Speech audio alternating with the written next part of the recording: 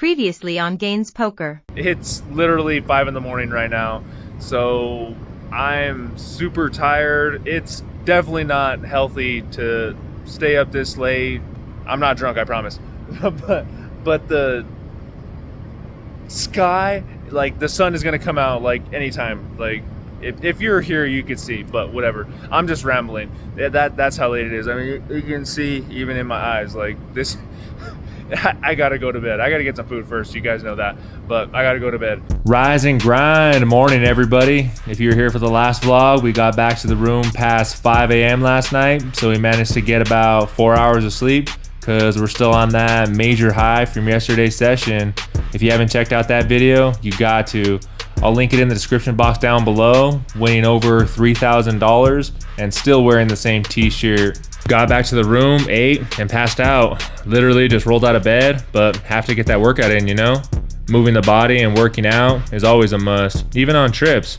And like I told you guys in the last video, I never stayed here at Park MGM before and was pretty impressed with the room. So definitely had high expectations for the fitness center. And same as the room, it didn't disappoint. It was later on in the morning, so more people than usual doing their thing, but the size and quality of the equipment was really good. I was gonna set up my phone and take you through a full workout, but there was just too many people to get a good setup and view to really show anything. You'll just have to take my word for it that I worked out, but we got a good one in. After a good workout and a solid meal, showered up and changed, we're ready to go play some cards. The question is, where do we play? Instead of staying at the strip today, I've been wanting to expand and play at places outside of the strip, so I called up a few spots to get the green light to film and ended up about 15 minutes south of the strip at South Point. So not too far away, just excited that we got the opportunity to play and film at a new location. The biggest game they had running was 3-5, and there was just an interest list at the time, but it filled up within 10 minutes, so a brand new 3-5 no limit game got going. Here at South Point, the 3-5 is a $1,500 max buy-in, so that's what we get out and start with. We start the session off at 2:45, and I wish I can say there was something big to report, but the first 2 hours, absolutely nothing, and I literally mean nothing going on for us. Getting a few okay hands, I guess, like pocket tens. I 3-bet pre-flop and get 3 callers all over cardboard, so we obviously fold to a brick turn when somebody leads for pot size. Or getting decent suited connectors that miss. I even open raise kings and get no action. So slowly bleeding down a few hundred. So we add on $200 right before this hand. So now in the game for $1,700 total. We're on the button this time, which is the first actual hand of note. It folds around to the hijack who posted. I guess she stepped away from the table a bit. So she was already in and she checks her option. The cutoff folds and we look down at ace jack offsuit. We raise it up to $25, taking the hijack's dead money as a limp and her small blind money for $3, just rounded that as another limp. And also ace jack isn't the best of hands, so that's another reason for the bigger opening. The small blind folds, action on the big blind, and he makes the call for $25. The hijack gets out of the way, so heads up to a flop, which comes beautiful. It's king, queen, 10 with 2 clubs. The big blind checks and flow to us and trying to hold back the excitement, flopping the nuts. But not just that, literally flopping anything is a phenomenal feeling right now. Almost forgot what it felt like to even flop top pair.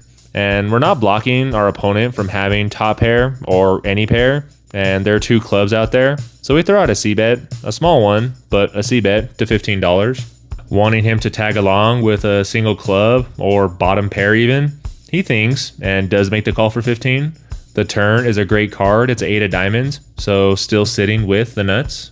The big blind checks for a second time, and I think we have to keep betting, right?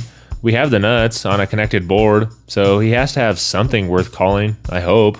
We decide on the amount of $55, a little more than half pot, but he doesn't take too long before folding his cards. Just really frustrating to say the least.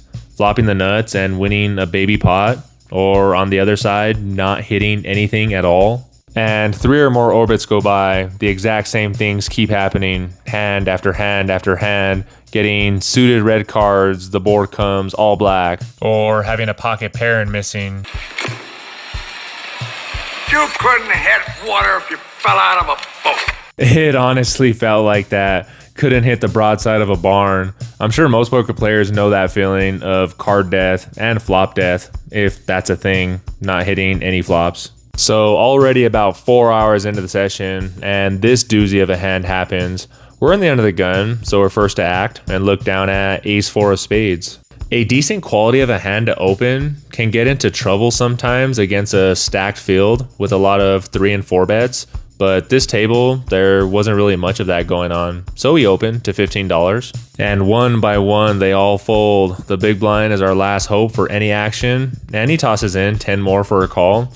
Let's see what comes. I'm guessing all red cards, but that's just my guess. The flop does come, and what do you know, all black. But even better, they're all spades. I'm like, what? Am I being punked right now? Have to do a double take because we flopped the nuts. The big blind checks and flow to us. And is this going to be another situation we c-bet and get no action? We have to let him catch up a little bit, right? I think that we have to do that this time, so we do check back in position. So a free card coming. The turn is the ace of diamonds, a card generally better for us, the pre-flop aggressor, but the big blind doesn't seem to care. He's first to act and leads for $25. Kind of strange, but this is great news. We still have the nuts, and our opponent is leading into us.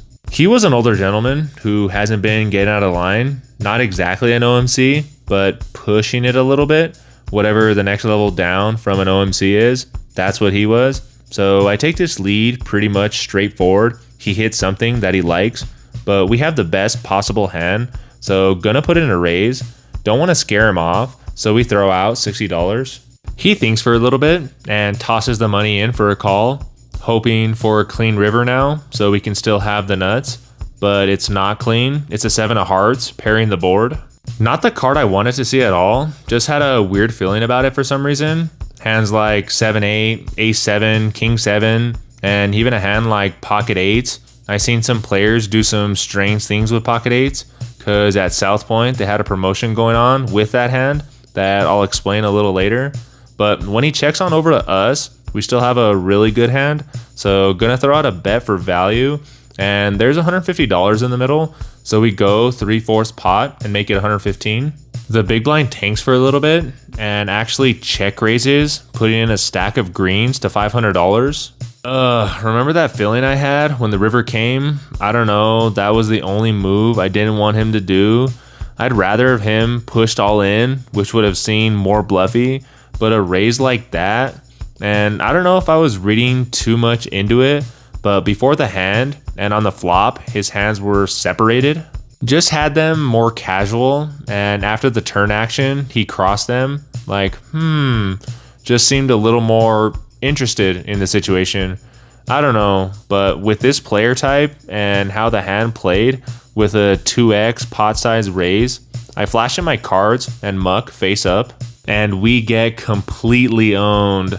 I told you guys it would happen, that I would lay down a monster and show the table and get shown a total airball bluff. It finally happened, not from the player I expected it to happen from, but sometimes things happen when you least expect it. This next hand we're going to go over, we're in the small blind. It folds around to the button, the old man from last hand, and he raises to $15. We're next to act and look down at 10 deuce of clubs. Maybe the last hand is still in our minds, maybe not, but we make the call and the big blind folds his cards. So we're heads up to a flop, looking for some revenge. Wait, the last hand might have been distant memory, but regardless, looking for a good flop. And it comes king jack 9 all clubs, flopping another flush against the same opponent. All right, let's not screw this one up too.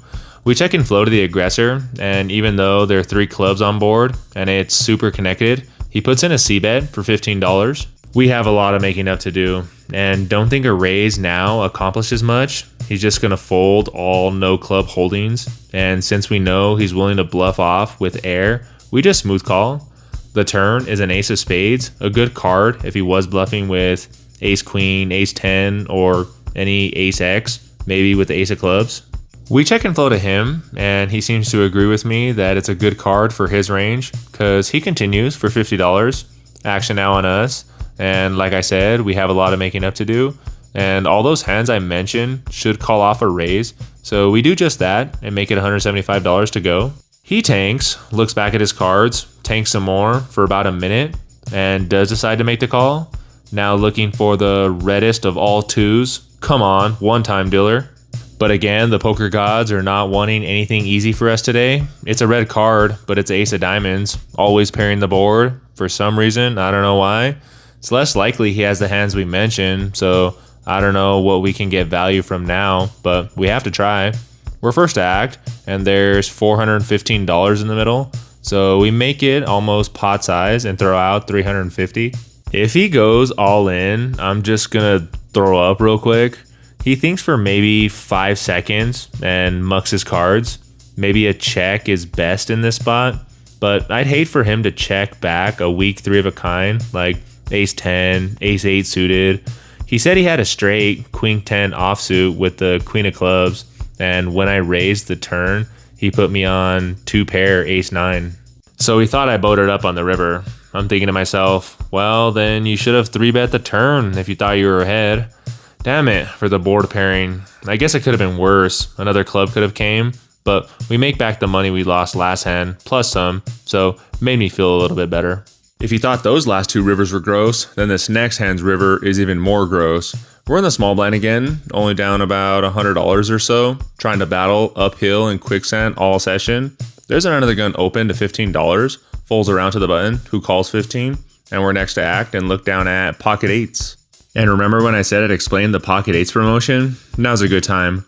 So I guess since it's August, the 8th month of the year, if you catch a full house or quads, you win a certain amount. Here's a quick view of the flyer. So each month it's a certain pocket pair. January it's aces, February deuces. You guys get the pattern. So that was kind of cool, a different promotion that I've never seen before. So that was the reasoning behind people playing pocket 8s different. But back to the hand. So we have pocket 8s in the small blind. We make the call for 15. Can go either way. Could have put in a raise, but just trying to set mine. We've had so many pairs this session and not hitting any of them, so we have to be due for a set. The big blind folds, so we're 3 ways to a flop, and we do not hit again. It's queen, queen 6 rainbow. We miss, but it's not a bad board, still beating all ace highs and random hands not containing a queen. But we check and flow to the aggressor. He does c-bet, but down bets and only makes it $10. The button gets out of the way, and it's such a small down bet, we're willing to call for our 2-outer. So we do just that and make the call. The turn comes, and it does come our 2-outer. It's an 8 of diamonds. It brings in the backdoor flush draw, and this is a spot where I do think about leading, but it's most likely going to fold out all, if not most, non-queen holdings, all the random continuation bets he's going to have. And if he does have a queen, he's going to continue anyway. And if he doesn't have a queen, he's basically drawing dead. So wouldn't be scared of anything if the turn goes check, check. With all that said, we do start off with a check. Remember, check and flow. And my opponent does continue for $50. That's definitely not enough. I feel like if he had ace high, he'd just check back. So when he continues for this amount, I'm thinking an overpair or a queen. Both hands we have completely dominated. And we know we're ahead, so gonna put some more money in the middle and check raise to $160. He doesn't take too long before putting the money in for a call, so off to a river, and it comes a king of diamonds. The backdoor flush does come in, which is kind of relevant.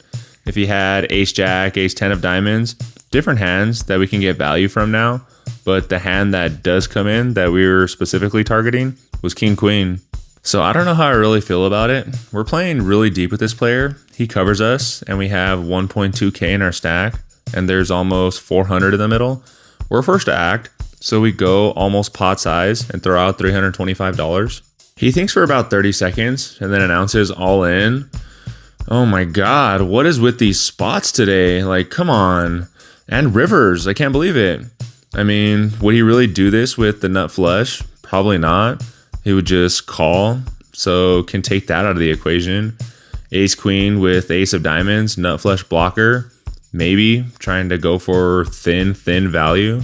Pocket 6s, another possibility with his super small c-bet on the flop, flopping a full house.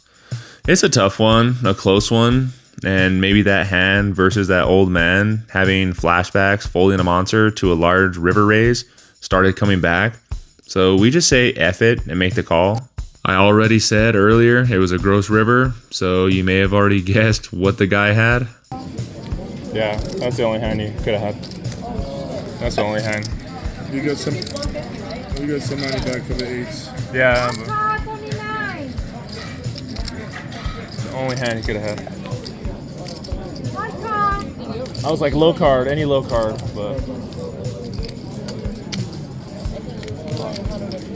Any low card would have sufficed, but nope, it wasn't meant to be.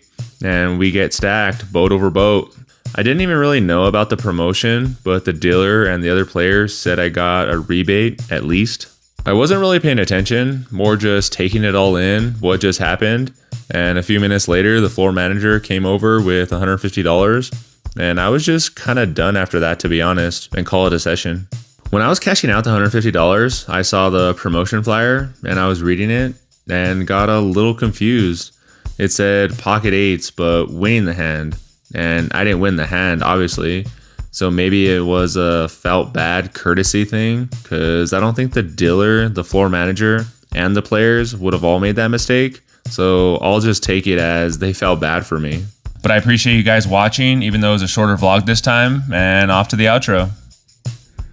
all right, guys, just here with the outro. I think this spot's good enough. There's not too much music playing, so hopefully you guys can hear me all right. But yeah, just got done with that session. I mean, just raw emotions right after, and gotta tell you, that one hurt a little bit. I mean, I knew what he had. It was just, when that king fell on the river, I don't know. I think he still does the same move with sixes full. So, I mean, if he has king queen, I gotta pay him off. I don't know, but yeah, that one hurt a little bit. Got that 150 for the promotion, but when I saw the poster, I was like, I didn't win the hand. But no, everybody was like, yeah, you get 150 back, you get 150 back. So I mean, I was like, I'll take it. I don't know, I was like, I'm not gonna give it back. I was like, thank you. But no, that was good. Not too many hands. I mean, yeah, this is a really short vlog, but I think that's what makes me unique, because as you guys know, that I don't have a home casino, so yeah, I can't really play poker on a regular basis. And when I come out to Vegas or wherever I'm gonna go, I try to play as much as I can, and you guys see everything that I do, that I play. I can't pick and choose on what looks good, what looks cool. I mean, I know a lot of poker vloggers, I see them playing and they don't even have their phones recording. I'm like, you never know what's gonna happen. Like, you could flop a royal flush, somebody can start just cussing somebody out at the poker table and you don't have your phone out. But no, me, I always have it everywhere I go. I'm always filming, so you guys do see everything that I do poker wise, good, bad, obviously today, ugly. I mean, we were just super card dead all day and just got into a few decent spots. I mean, got completely owned by that old guy. I showed the nut flush and he showed me garbage. But I knew it was going to happen eventually, and yeah, I got it back, I think, a little bit later, so it worked out. But yeah, I was only down a few $100 there at the end, and I was only going to play for another like 15 minutes. That always happens, right? You always tell yourself, like, I'm only going to play this amount of time more, like, it's going to be all right. But got into that big hand and obviously lost it. But in for 17, yeah, I was in for 15, bought 200 more, so total in for 17, out for, well, I guess none, or the 150, I guess, if you count that. So I guess we'll add that to the total of winning, but I don't know. But yeah, that's all I got, and this is just me, yeah, raw emotions. So gonna find a new location tomorrow. So this is day 2 of our 6 days out here in Vegas, and can't wait to see what tomorrow brings, because again, you just never know. But always have a good day, blessed day. You woke up, you saw this, Good luck at the tables. Remember, I'm Matty Ice. This is Gaines Poker. Peace out.